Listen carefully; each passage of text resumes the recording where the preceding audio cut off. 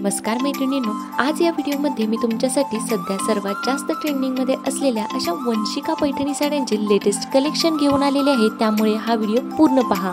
यामध्ये वंशिका पैठणी साड्यांचे 2 प्रकार शेअर केलेले आहेत आणि याचे आकर्षक व सध्या ट्रेंडिंगमध्ये असलेले असे कलर्स शेअर केलेले आहेत।